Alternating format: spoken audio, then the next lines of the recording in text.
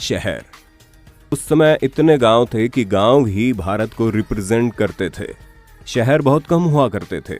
अब शहरों की बात करें तो ज्यादातर लोग मिलों में मजदूरी का काम किया करते थे। अंग्रेजों के दौर में पहले भारत में मुख्य तौर पर कॉटन की ही मिल थी, लेकिन अंग्रेजों के बाद भारत की टेक्सटाइल इंडस्ट्री ग्लोबल हो गई थी। वहीं दूसरी ओर हैंडलूम इंडस्ट्री अपने पतन की तरफ जा रही थी।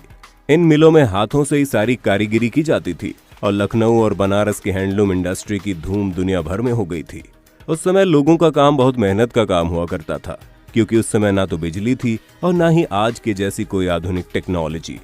लगभग सारा काम हाथों से ही किया जाता था। भारत में बिजली 1879 में आई थी और ये सिर्फ शहरों में आई थी। भारत के गांव-गांव बिजली पहुंचने में अभी कई और साल लग गए। 1800 से पहले भारत अपनी कमाल की कारीगरी के लिए मशहूर था। यूपी से बंगाल तक भारतीय क्लॉथ इंडस्ट्री का बोलबाला था, लेकिन ब्रिटिश के आने के बाद ये इंडस्ट्री पतन की ओर बढ़ने लगी। इसकी वजह साफ थी, भारतीय कपड़ों की क्वालिटी तो अच्छी थी, पर इन्हें बनने में वक्त और मजदूर दोनों लगते थे, जबकि ब्रिटिश अपनी फैक्ट्रियों में कम टाइम में मशीनों के जरिए रेडीमेड कपड़े तैयार कर लेते थे, जो कीमत में भी भारतीय कपड़ों से काफी सस्ते थे। ट्रेन। आज भारतीय रेल दुनिया की चौथी सबसे बड़ी रेल सर्विस है, लेकिन इसकी शुरुआत इसी 1800 के दौर में हुई थी। 1832 में मद्रास में सबसे पहले भारत में रेल चलाने का प्रपोजल रखा गया था, जो कि सिर्फ इंडस्ट्रीज के लिए था, क्योंकि अंग्रेज भारत में इंडस्ट्रीज को तेजी से डेवलप करना चाहते थे।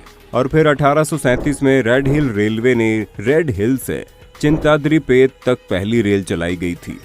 ये एक स्टीम इंजन से चलने वाली ट्रेन थी, जिसका इस्तेमाल मद्रास में बन रहे रोड के लिए लैटराइट पत्थर ले जाने के लिए किया जाता था। इसके बाद 1853 में मुंबई के बोरीबंदर से ठाणे के लिए एक पैसेंजर ट्रेन भी शुरू की गई।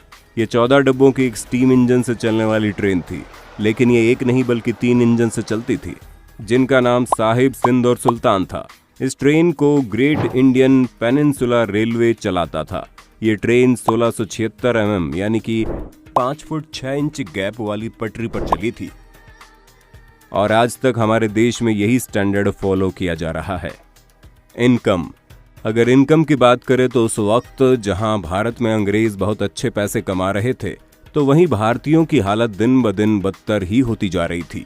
एक डाटा के मुताबिक सन 1800 के आसपास एक यूरोपियन क्लर्क की सैलरी 40 पाउंड थी और वहीं एक आम इंडियन की तनख्वाह 40 गुना कम थी।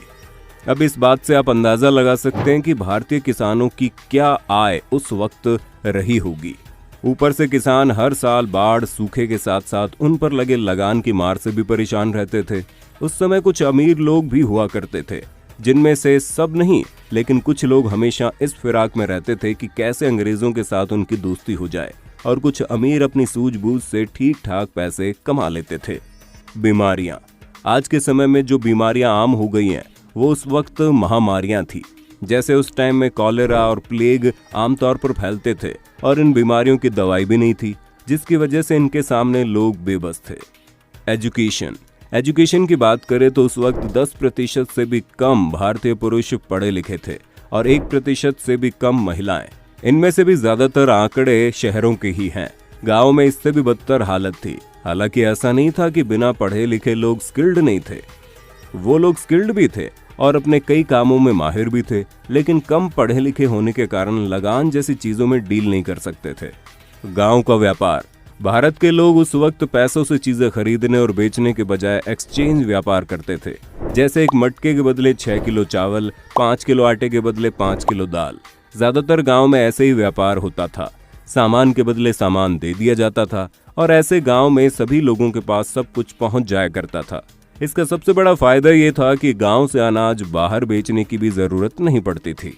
दोस्तों, कुल जमा बात यह है कि 18वीं शताब्दी का भारत कुछ ऐसा था कि कुछ चीजें बहुत ही अच्छी थी, कुछ बहुत ही खराब। मकान बेशक कच्चे थे, मगर लोग उस वक्त अच्छे थे। लालच और धोखेबाजी जैसी चीजों से लोगों का उस वक्त कोई वास्ता नहीं था।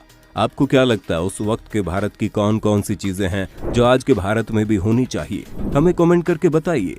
अगर आज की ये वीडियो आपको पसंद आई हो तो इसे लाइक करने के साथ साथ अपने दोस्तों और रिश्तेदारों के साथ शेयर जरूर कर दें।